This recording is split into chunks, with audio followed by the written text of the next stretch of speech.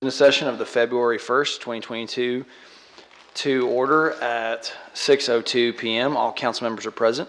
Welcome to all of our guests and visitors. We provide an opportunity for the public to address the City Council on any agenda item or during the hearing of visitors portion of the agenda.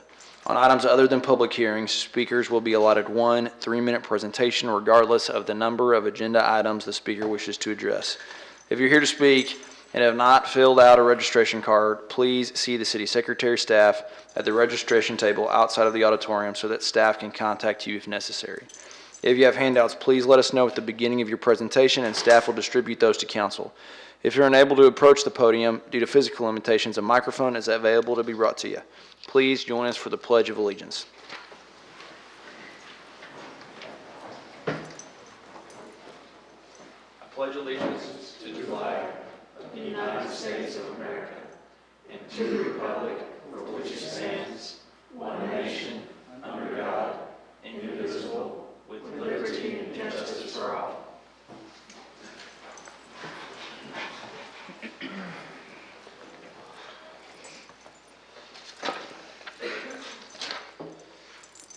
Our first item of business is to consider the minutes of the January 10th special City Council meeting, the January 18th 2 p.m. special City Council meeting, and the January 18th 3 p.m. regular City Council meeting. These minutes were provided to you in your meeting packet. Are there any corrections? If no further corrections, these minutes will stand approved as submitted. I have two proclamations today, and the first is a proclamation acknowledging the generosity of the late Samuel E. and Donna Peoples McClendon toward the Rangers Hall of Fame and Museum. I think Byron Johnson will meet me at the podium.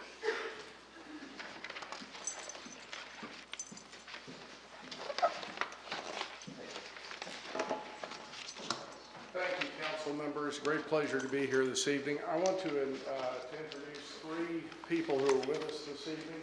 First is Mr. Tom Flowers, who is representing the family. He was a good friend of Mr. McClendon, the person that left the bequest, and we're delighted to have him here. Lacey Finley, who is the executive director of the Texas Ranger Association Foundation, and they are going to be administering the gift for the museum, and Major Corey Lane, who is the Texas Ranger commander for Company F, which is stationed at the museum. Very briefly, the late Samuel E. McClendon was a great friend of the museum. He was the son-in-law of Texas Ranger Senior Captain Clint Peoples, so he had a strong connection to the museum and the family. It was completely unexpected by us, but in December we were notified that he had made a bequest of $1.2 million for the benefit of the Texas Ranger Hall of Fame and Museum, which we were very grateful for, that will be administered through the museum. This is the largest donation the museum has had from a single private donor over the course of its history, so it's very significant for us. A committee of city, foundation, and Texas Rangers will be put together to determine the best means of expending this for the benefit and the improvement of the museum. I will read the proclamation now. So thankful for this generous gift, and so thrilled for the honoring of our faithful law enforcement officers and our history in this community. So I, Dylan Meek, by virtue of the authority vested in me as mayor of the city of Waco, Texas, do hereby proclaim and acknowledge the late Samuel E. and Donna Peoples McClendon for an extraordinary bequest of $1.2 million and for the benefit of the Texas Ranger Hall of Fame and Museum. Samuel E. McClendon was born in San Antonio, Texas. He graduated from the University of Texas as a mechanical engineer and married the late Donna Peoples, daughter of a Texas Ranger Chief Clint Peoples and founder of the Texas Ranger Hall of Fame and Museum. He supported the educational and preservation mission of the Texas Ranger Hall of Fame, recognizing its importance to the state of Texas and the descendants of Texas Rangers in the city of Waco. The city of Waco and the state-appointed trustee of the Texas Ranger Hall of Fame and Museum and State Historical Center of the Texas Rangers.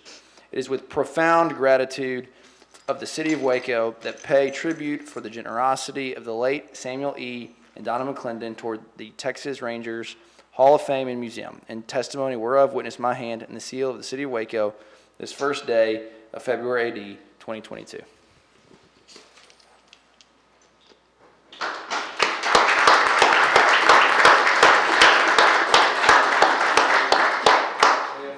more proclamation today. Our next proclamation is the Leon Stanley White II and Sarah White Morrison so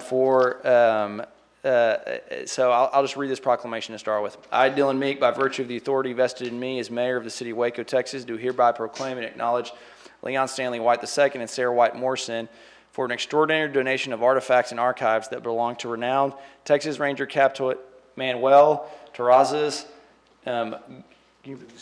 Gonzalez in memory of Carol A. Green and great uncle Harold H. Pat Green. Captain Manuel Gonzalez, a lifelong friend of the White family, enlisted in the Texas Rangers in 1920 and was assigned to combat gambling, bootlegging, and prostitution, and became a legend in the lawless oil fields of East Texas. In the 1930s, he was appointed chief of the Bureau of Intelligence of the Texas Department of Public Safety, establishing the first state crime lab. In 1940, he became the first captain of Hispanic descent in the modern Texas Rangers. After his retirement in 1951, he became a consultant to the motion picture and radio industry on the Texas Rangers and law enforcement. The city of Waco is the state-appointed trustee of the Texas Ranger Hall of Fame and Museum and the official state historical center of the Texas Rangers. It is with profound gratitude of the city of Waco that we pay tribute to the generosity of Leon Stanley White II and Sarah White Morrison for the gift of this important collection to the people of Texas in honor and memory of Carol A. Green and Harold H. Green. In testimony whereof, witness my hand in the seal of the city of Waco, this first day of February, AD 2022. Yes, sir.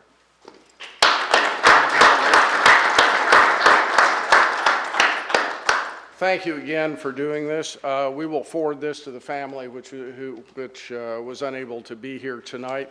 Manuel Gonzalez was one of the more important figures in the Texas Rangers in the 20th century, and he was also the first Hispanic captain of the Texas Rangers in the modern era. So we're delighted to have this collection. Thank you. Thank you. Mr. Johnson, have a great day. Appreciate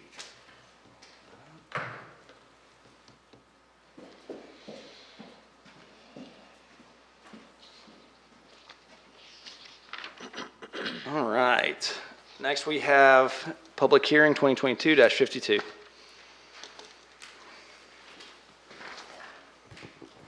Honorable Mayor, members of the council, this is a continuance of a public hearing to consider a resolution granting a special permit to Lance and Ashley Kelly for a short-term rental type 1 in R1B zoning district on property described as a 3.12 acres of land in the J.M. Stevens Survey, abstract number 784, in the city of Waco, McLennan County, Texas, and being that call 3.12 acres conveyed to Mark A. Sanders and Marion Eludie Sanders by deed of records and instrument 2003-03-6085 in official public records in McLennan County, Texas, as described in Exhibit A of said deed in tract number 1 and tract number 2 in volume 709, page 217 of the McLennan County deed records, and the .43 acre parcel described in volume 673, page 303 of said McLennan County deed records, also including these two parcels of land described in deeds to William W. Brazelton and Lynette L. Brazelton, in volume 880, page 446, and volume 881, page 482 of McLennan County deed records.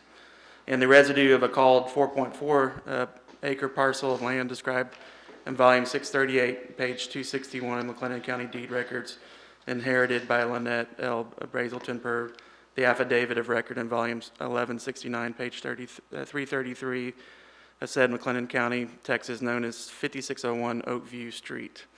By a vote of 7-0, Plan Commission recommended approval of the request based on the following findings. 1, the proposed use is consistent with the comprehensive plan. 2, the proposed use is compatible with the appropriate and orderly development of the area in which it is located.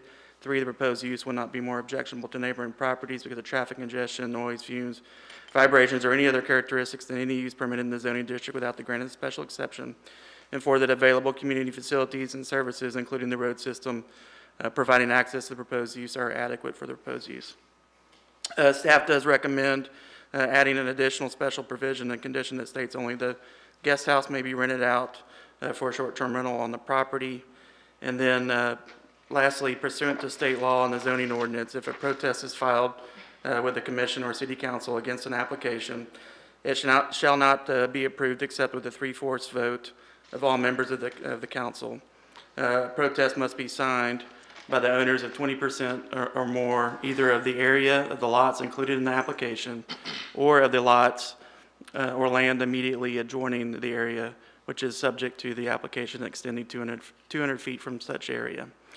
In this case, a protest was received meeting this criteria. Therefore, a 3/4 city council vote is required for approval of this request. Any questions for staff? If not, we have several cards on this, so I will open a public hearing. And the first person we have to speak tonight is Ashley Kelly.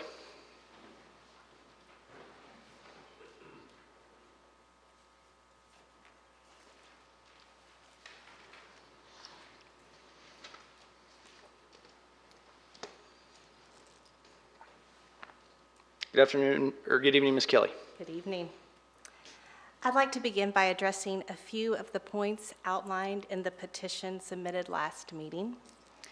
First, the vast majority of the people listed on the petition live on Rosewood Street, the least affected and connected to our property.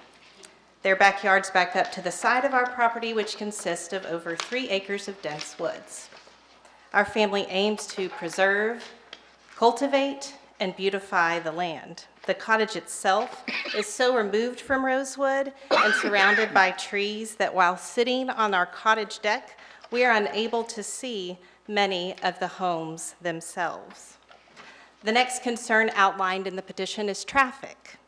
If, in the future, the cottage should be rented out for long-term rather than for short-term, theoretically, the traffic would be greater. We only anticipate renting the cottage for weekends, whereas renting continuously would result in a greater amount of traffic. Additionally, the petition pointed out that several young families play basketball on Rosewood Drive. This is true. My 4 children play outside and play basketball daily in our own driveway, and I would never propose something that would jeopardize my own children's safety. The neighborhood is indeed usually quiet at night. We love it. And our expectation for a renter, whether short-term or long-term, would be to respect the neighborhood. As our permit application clearly states, we will be on the property the duration the cottage is to be rented. The opposition petition was misleading and uninformed.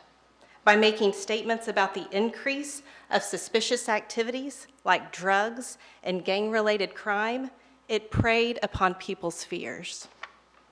After reviewing the current map of other short-term rentals in our neighborhood, if a short-term rental makes sense anywhere in our area of Waco, it would be in our property of over 3 acres, far removed from other homes, with plenty of additional space, parking, with limited visibility of surrounding homes. Thank you. Thank you, Ms. Kelly. Next, we have Erin Griggs.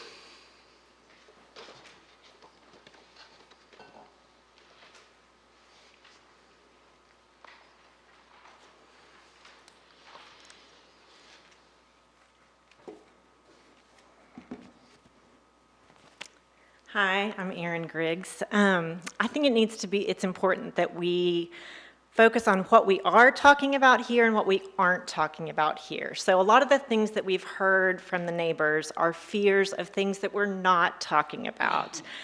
We're not talking about adding structures to the property. That's not something that this permit allows for. We're not talking about the Kellys hosting their backyard as an event venue, renting it out.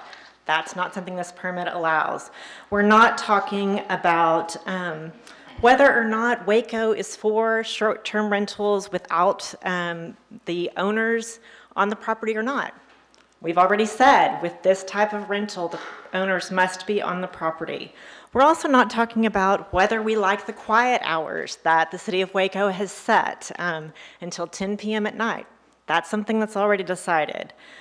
We also aren't talking about whether the Kellys will continue to have friends and family come in, use the cottage when they're visiting, use the driveway, things that have been happening during the time that the Kellys have been here. What we are talking about is the ideal short-term rental type 1. You have plenty of space, and the 3 things that that would negatively affect the neighborhood: excessive traffic, noise, and density. Well, the density is clear. That's not a problem. With 3 acres, we have plenty of space. The noise, again, the Kelly's home is 30 feet from the cottage. They have 4 children. If anybody's going to be concerned about the noise, it's going to be them before anyone else. And then traffic. I don't know how that could be. They have enough parking spaces in their driveway for probably 8 cars easily. And so that's not going to be an issue either.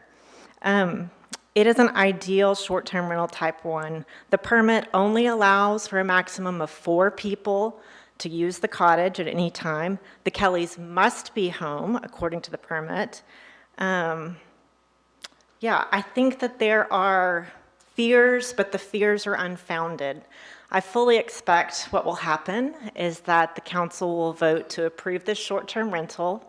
The Kellys will rent out the cottage a few weekends a year when other friends and family aren't visiting, and that no one in the neighborhood will notice any difference, and that somewhere 13 months from now, someone will remember, oh yeah, didn't we go to council about that? I wonder if they're actually doing that. I think it will have so little impact they won't even notice.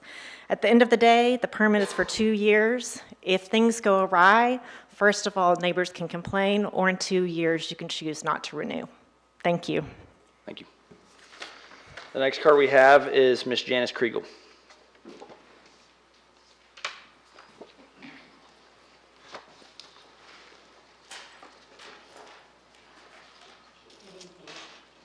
You all have y'all have pictures, and you have an aerial map of the neighborhood.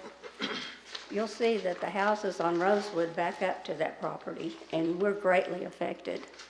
The ones right next door on Oakview is under contract. It's for sale, and it's 1.3 something acres. I don't know who it's under contract to or anything else, but this would open a door that they could have things too, cottages or rentals.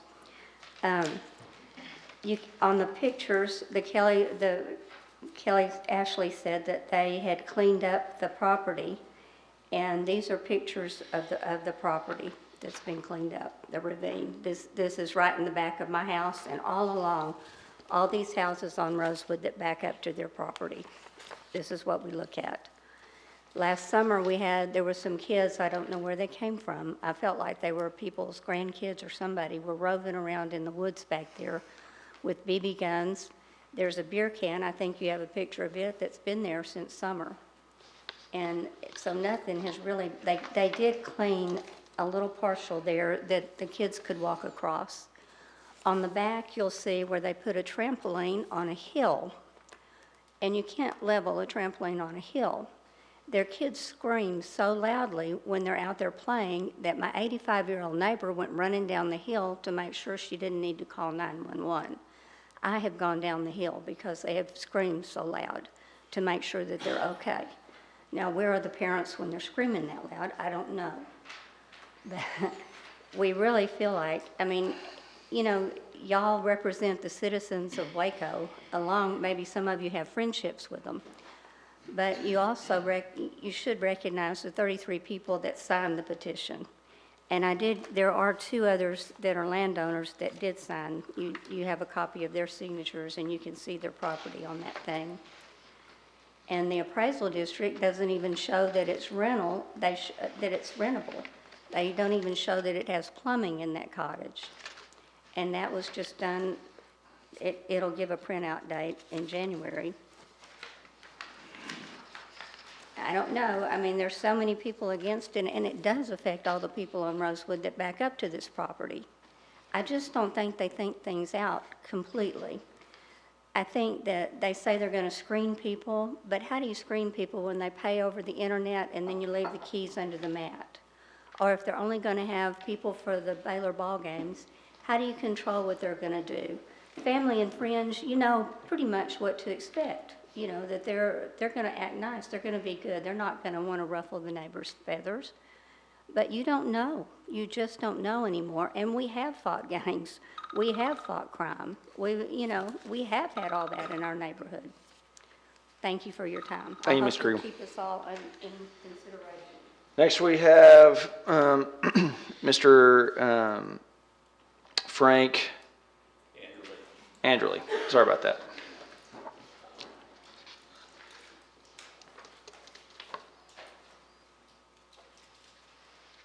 I think several of y'all probably know me. I've been a CPA in Waco for 50 some odd years, but that's neither here nor there. I just know that I had Baylor property over there right next to the campus, and Baylor students, if they were renting it, they would have more than just a one or two in there. They would fill the house up with whomever friends and so forth that you have.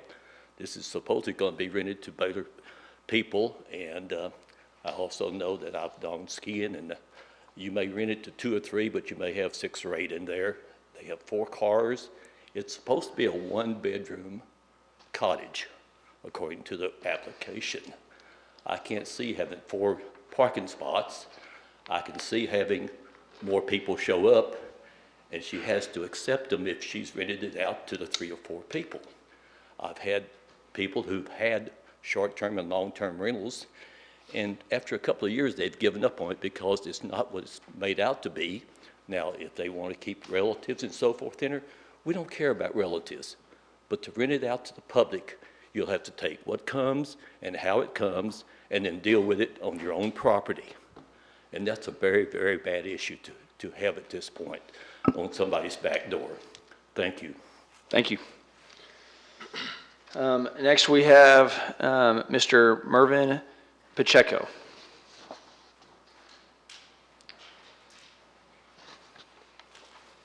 Good evening. Good evening. I live in 5513. I'm the next door neighbor to 5601. In response to the second person who spoke here, talking about what are we talking about here, with due respect, she's not a member of our neighborhood. So her testimony would carry less weightage than a person living next door, in my opinion. Secondly, the house next to the Kellys, just there, is on the market.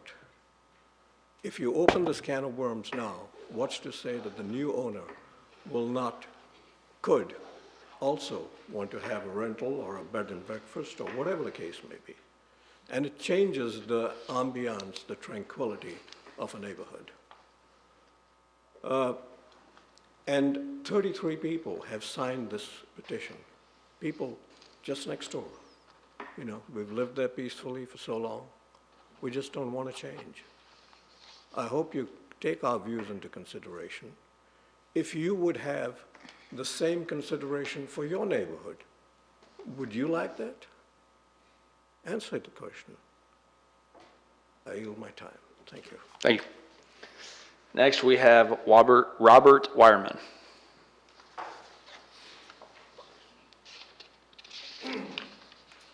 Good evening. Good evening. You know, I listened to what Miss Kelly, or Mrs. Kelly said, and one thing she said was that she did not foresee it turning into a long-term rental. She did not say it would never turn into a long-term rental. The majority of the neighborhood has spoken out against this, either in front of you or by signing the petition.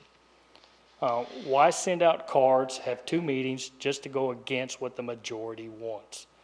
This is not logic in any way. We ask that you deny the request and vote no. Thank you. Thank you, sir. Next, we have Mr. Stephen Jansky.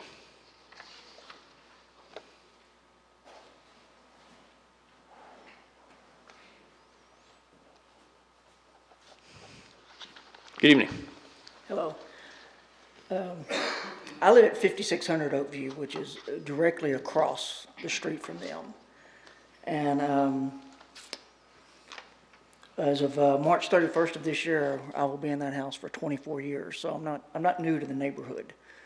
And ever since they've moved in, they have been good stewards of the neighborhood. They have 4 children, very respectful. They play their basketball. I mean, their basketball goal is facing my house, you know, so I hear it all the time, but that's okay. I have 4 dogs, so I can't complain. You know, I personally, I haven't seen the petition. I don't have a beef with anyone on it. I don't see a problem with it. We have spoken, and you know, if there was to become problems, then I would, of course, speak with them and the proper authorities, and go from that direction. I would like to see it go through. I'd like to see them have the opportunity. There's lots of what ifs, but you know, what if it works just the way they want it to, and doesn't go the other direction? So, I'd personally like to see it pass. Thank you. Thank you, sir. Is there anyone here left to speak on this item? Ms. Kelly, you have an opportunity to give a rebuttal if you'd like to, but you don't have to if you don't want to. Good? Okay. If there's no one else to speak on this item, we will close the public hearing, and I'll ask for a motion. I'll move that we disapprove the request for the special permit. I'll second that. Any discussion?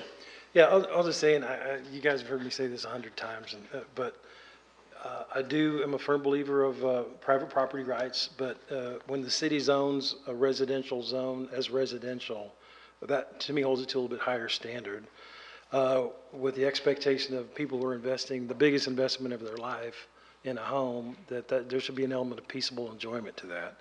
And this day-to-day, month-to-month rental is okay. Day-to-day rental to me presents an element of commercial activity that the neighbors should have a say in. So in this one, I think we have a critical mass. We definitely have the 20%, 200-foot standard in play. And I listen to the neighbors here. I know there's no personal animosity, I think, amongst all of you. Y'all just want to be good neighbors. But it's not the time and the place for a short-term rental in this location, in this neighborhood. So I will be voting in favor of not doing the special permit.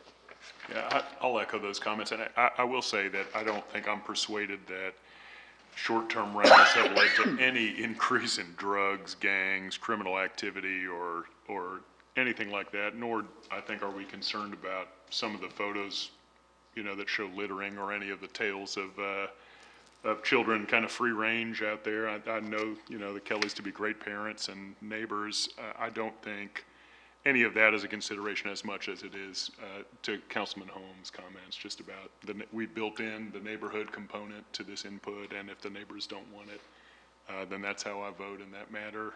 I don't, you know, I think it seems like a unique property that could have it, but if the neighbors don't want it, then I side with the neighbors as well.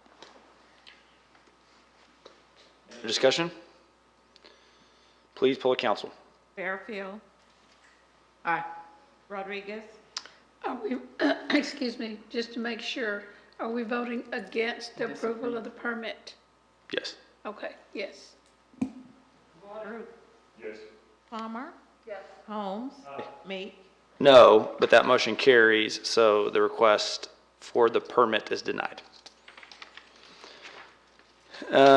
Next, we have the consent agenda, and I think we have an update from our city attorney. Mayor, before, at the 6 o'clock meeting, I passed out a revision to resolution number 2022-061. We recently got news that that the entity providing the grant wants the resolution written in a specific way, and so it doesn't change the substance, but I just wanted to always make y'all aware of that. So it can stay on the consent agenda unless one of y'all wants to pull it off, but I wanted to make you aware of that. Thank you, Jennifer. The consent agenda consists of resolutions 2022-53 through 2022-67, with the exceptions of 58 and 66, which will be voted on separately. So I'll ask for a motion on resolutions 22-58. Second. Any discussion? Please poll the council. Fairfield. Yes. Rodriguez. Aye. Water. Yes. Holmes. Aye. Meek. Yes, that motion carries, and we have a card for Resolutions 2022-66 from Dr. Alan Northcutt.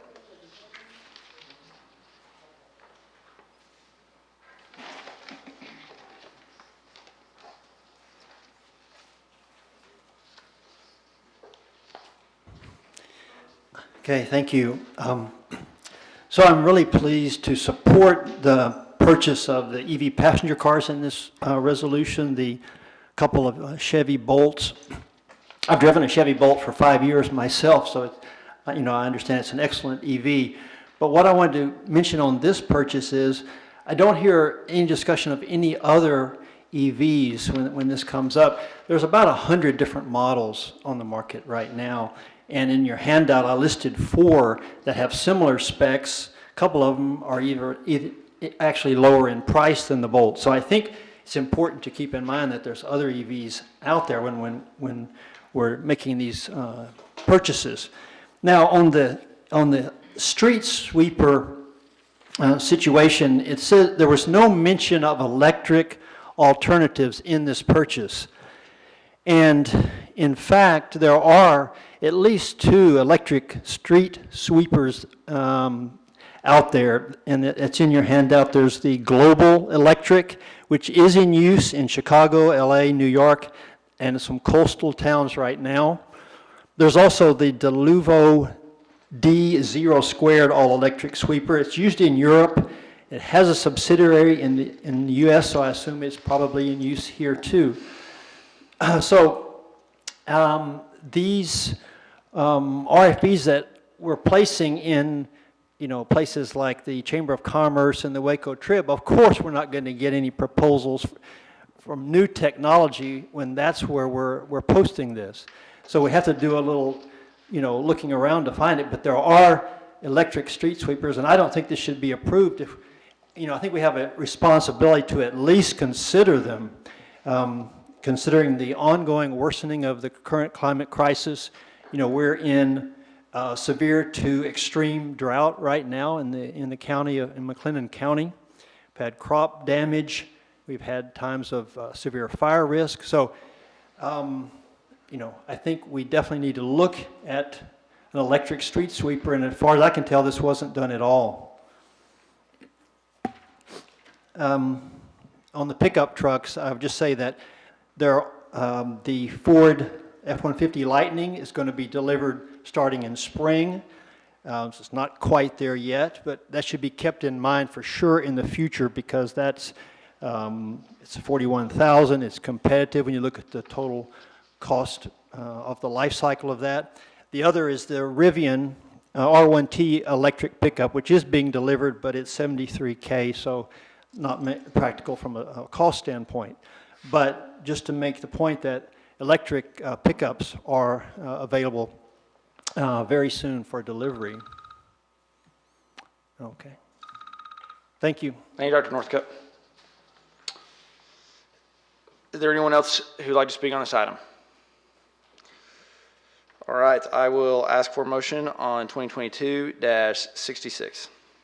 I'll move for approval. Second. Any discussion? Please poll the council. I'd like to speak, Mayor, sorry. Couple of thoughts. Dr. Northcutt, I appreciate your continued advocacy and think that because of the advocacy of you and people like Teresa Porter that have come, you really helped push us into this direction. I'm thrilled on the first half of this resolution in us getting electric vehicles and hybrid vehicles. I share lots of resonance with Dr. Northcutt's questions about where we're posting, so I'm curious, staff, if there are more resonant places we could be posting that might attract some of these electric spaces more readily. And knowing, I know when we're talking about our fleet, often we're looking at vehicles that maybe aren't in cycle yet, but hearing that these are potentially in cycle in a few big cities, I am curious if that popped up in staff's research. I'd like to invite, Paul or Kelly to answer those questions.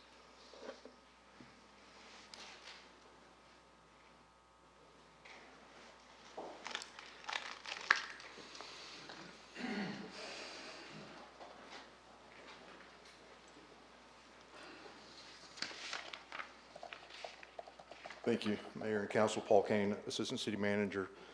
With regard to how we advertise for bids, in the item it mentions the City of Waco media, Waco website, City Council, cable channel, Facebook, Twitter, and then it goes into a number of electronic boards where we post our bids that go out around the country, Manstar, Electronic State Business Daily, and of course we notify through our local chambers. So we do advertise a pretty wide net for all of our bids here at the city. And so the other part of this, I think the city manager highlighted this earlier, the way that we bid these, we prepare specs for the different vehicles, and then we ask the market to tell us what is there that can satisfy this need. And you see, with regard to electric vehicles, we had 2, and then in the hybrid, I think there were 3, and overall in our fleet, we're replacing 3 gas vehicles with either electric or hybrid. So again, we're making progress on this, and certainly there are, everybody knows about the Ford Lightning that's coming. There's a lot of things that are coming, and I think we struggle with what does the market tell us is available today, and then the other thing is just being stewards of the taxpayer dollars. Do we want to be the first to buy a vehicle that is not tested, that doesn't have some kind of duration? And that's how we make all of our decisions, as you know, as we look at history, expense, maintenance costs, all those kinds of things. So we feel that in terms of casting a net, we cast a pretty broad net here, and we gave the market a chance to tell us. Of course, in the bid laws, and city attorney can correct me if I'm off here, but we can't negotiate price. We advertise the vehicle with specs, and then the market responds. So we don't get to go negotiate individual deals. So, any other questions on that? So, yeah, can you clarify, City Manager, or Assistant City Manager Kane, about this electric street sweepers that sound like they are on the market in Chicago, LA, New York, and across New England? Yeah, this again gets back to the specifications that we have. I think all of us have probably seen when we travel in larger cities, you'll see a lot of times at night they'll have those small handheld kind of sweepers. A lot of those you can see them in airports and things, and those are run electronically or electric powered. The specific specs that we have for this vehicle and for the use that we have, the market did not offer a comparable vehicle for that. I think I appreciate this back and forth.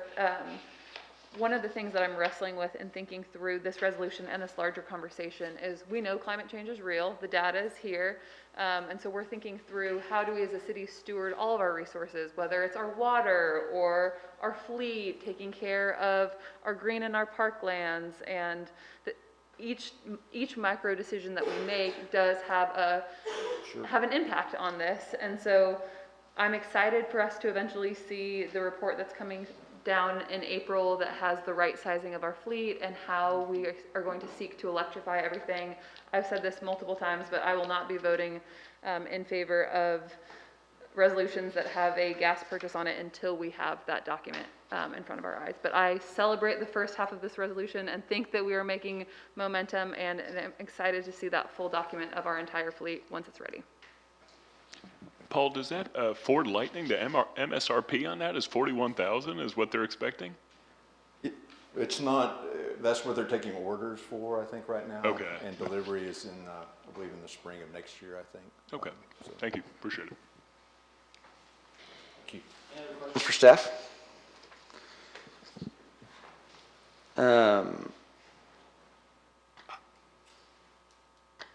Did I ask for a motion on this? I'm sorry. Okay, so we have a motion and a second. Okay, please poll the council. Sorry about that.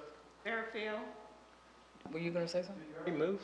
Yeah. Yeah, we had a motion and a second. Motion and a second on the floor. You motioned, he second.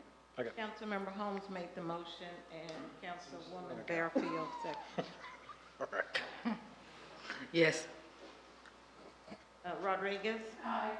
Porter? Yes. Palmer? No. Holmes? Aye.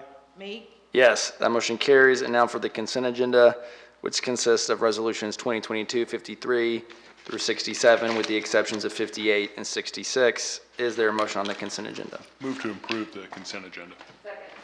Any discussion? Please poll the council. Yes. Porter? Yes. Palmer? Yes. Holmes? Meek? Yes, that motion carries. And we'll move on to ordinance 2022-72. 2022-68. Yes, sorry.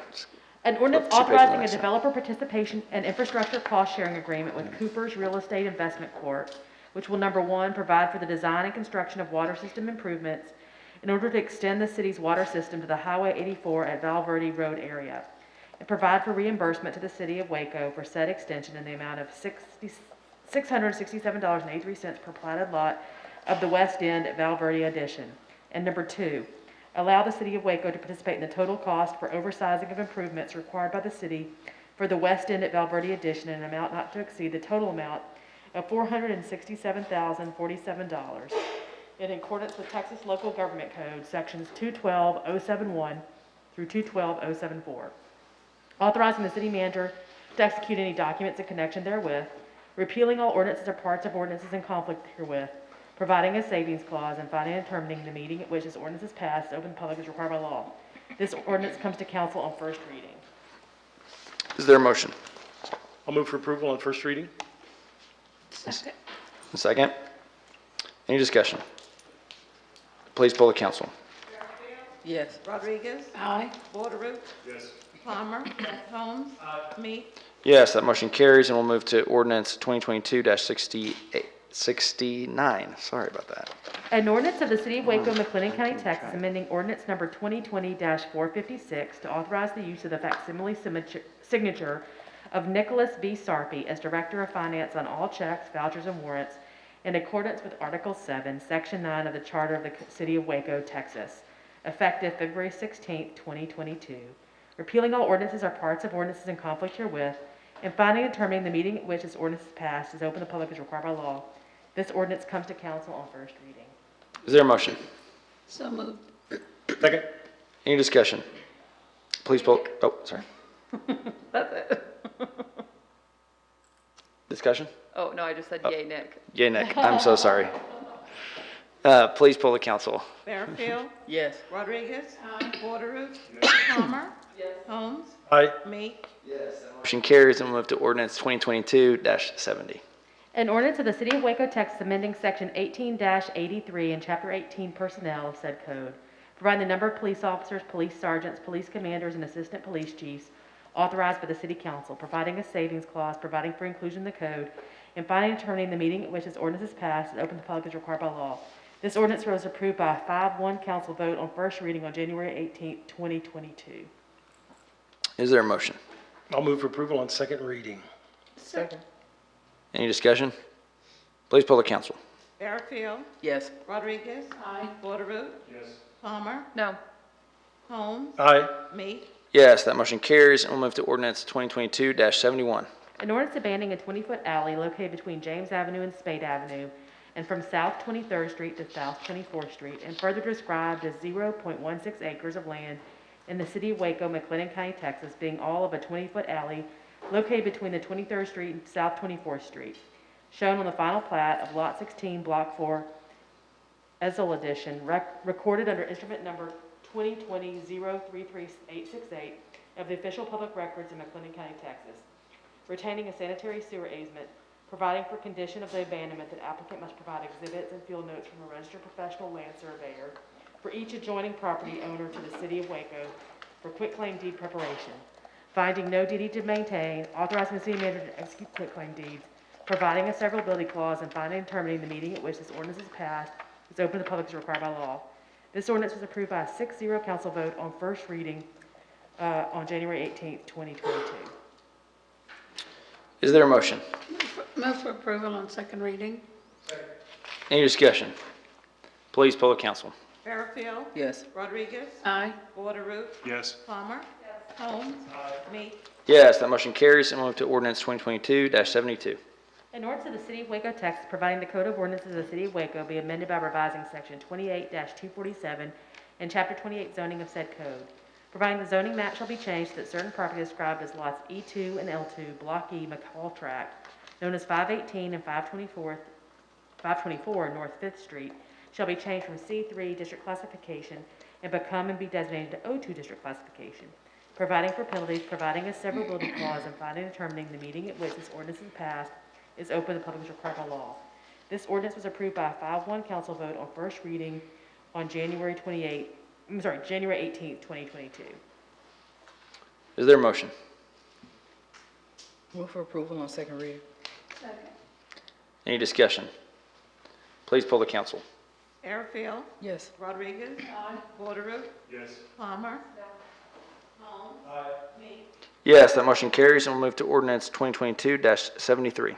An ordinance of the City of Waco, Texas, providing the Code of Ordinances of the City of Waco be amended by revising Section 28-247 and Chapter 28 zoning of said code, providing the zoning map shall be changed that certain property described as Lot 6 and 7, Block 6, Farm Lot 21, known as 1229 Washington Avenue, shall be changed from C3 district classification and become and be designated the C4 district classification, providing for penalties, providing a severability clause, and finding and determining the meaning at which this ordinance is passed and open public is required by law. This ordinance was approved by a 6-0 council vote on first reading on January 18th, 2022. Is there a motion? Move. Approval. Second. Please poll the council. Airfield. Rodriguez. Borderow. Palmer. Holmes. Aye. Me. Yes, that motion carries. And the next item on the agenda is the hearing of visitors. During the hearing of visitors section of the agenda, we provide an opportunity for the public to present concerns or address issues that are not matters for consideration listed on the agenda. Council is unable to conduct discussion but will listen, ask staff to look into concerns and provide follow-up.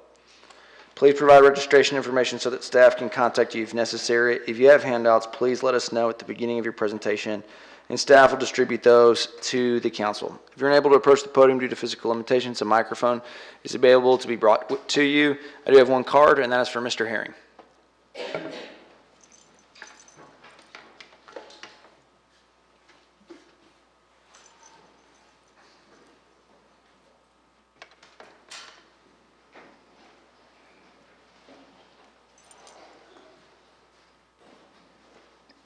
My name is Mr. Herring, and I'm coming to you as I've been following closely at January 10th about your housing study.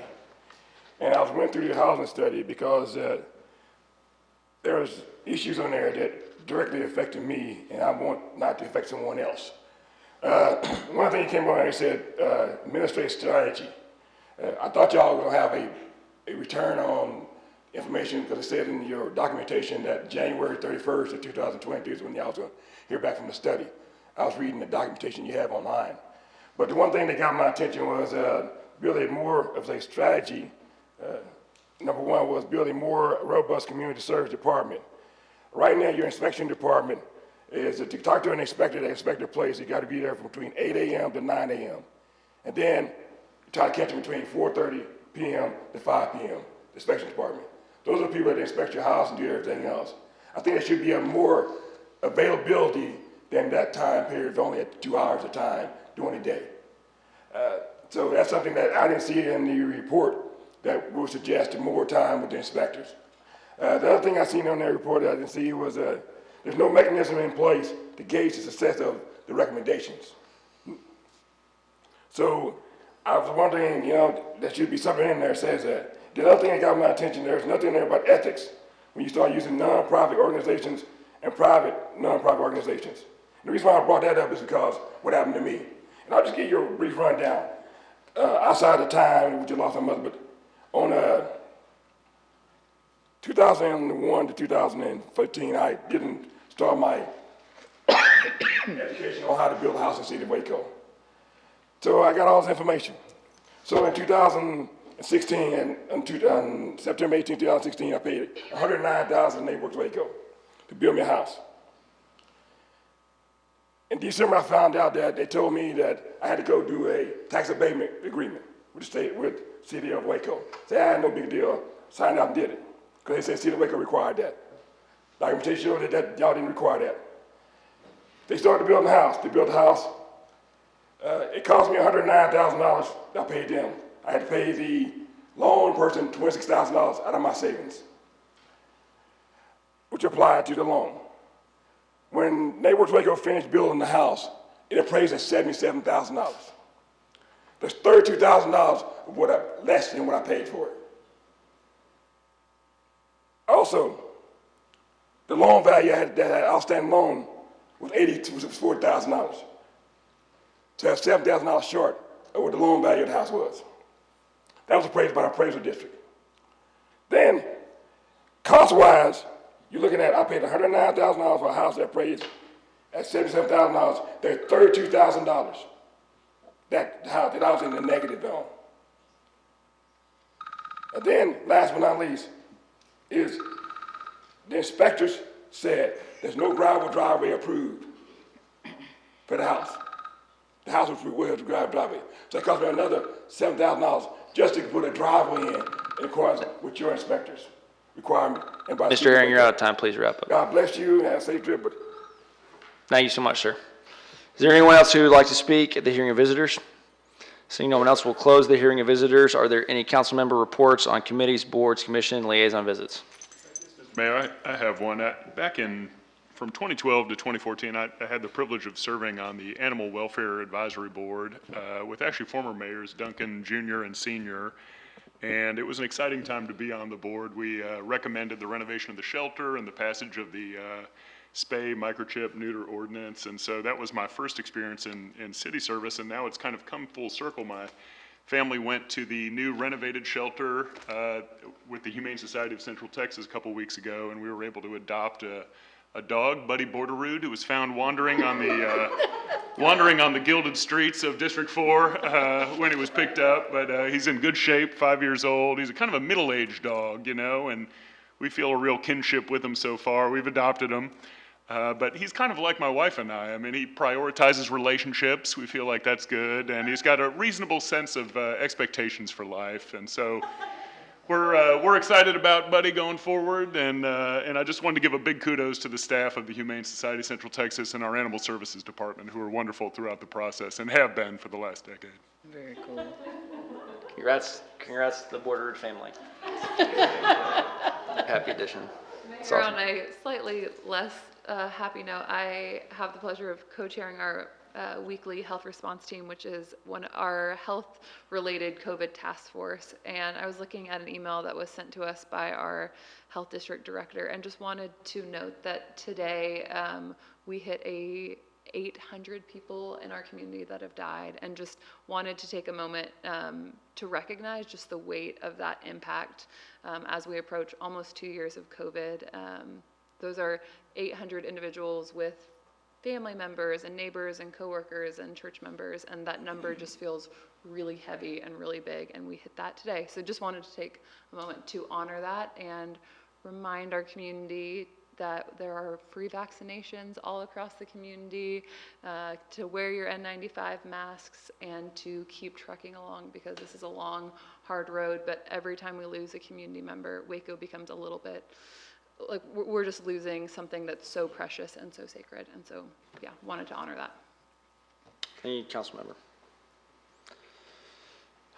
I had something really quickly that I want to say is that we got a message that the Dewey Center is going to be open as a shelter during the winter storm event. Warming center. Oh, sorry, a warming center. That's right, a warming center, and will remain open 24 hours on beginning February 2nd at 6 p.m.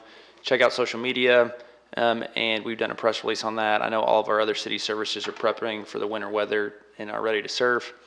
And also, separately from that, I wanted to acknowledge Councilmember Bearfield's shirt today, the beginning of Black History Month. She is wearing a local shirt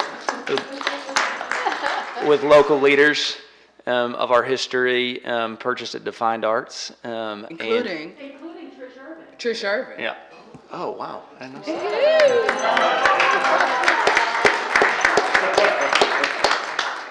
So I want to take a moment to... Dr. Victoria's on it too, isn't she? Our chief of police is on there as well. That's right. To say, wish everyone a happy Black History Month. Mayor, before you adjourn, you were probably going to ask about future agenda items? Yes, ma'am. Future agenda items. I didn't want to jump you, but I didn't want to miss it either. I was like, did I miss it? City Manager Ford, I would like to request an update from Waco PD on a couple of things. I know that we have been very dedicated in community-focused initiatives, as well as our impact in advancing our newly selected community officers, because we have, and those strategic partnerships throughout the city and county and the ISDs, we've had an uptick in violent crimes and had 2 murders over on Sunday.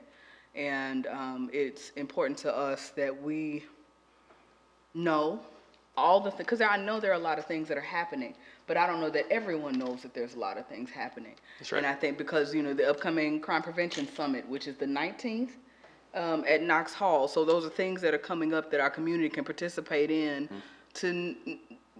just to build a better relationship with Waco PD. But I want to make sure that we all know, from a council perspective specifically, what all is going on, how it affects our individual districts, make sure we have a proximal relationship with those community officers, make sure we know the things so that we can help you tell the people, because that's our responsibility. Sure. Is to share those resources that we have with our constituents. And so I just would kind of like an update, because I know that the work is being done.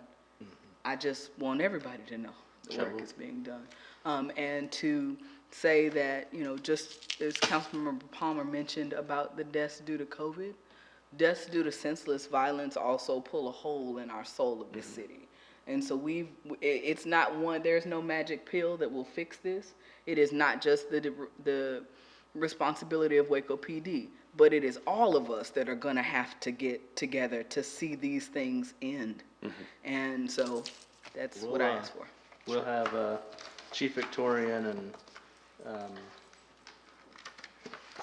noted, future agenda item. Thank you. Any other requests for future agenda items? There being no further business, the meeting will be adjourned at 6:59 p.m. 1 minute before 7. If anyone doesn't know what 1 minute before 7 is. Right?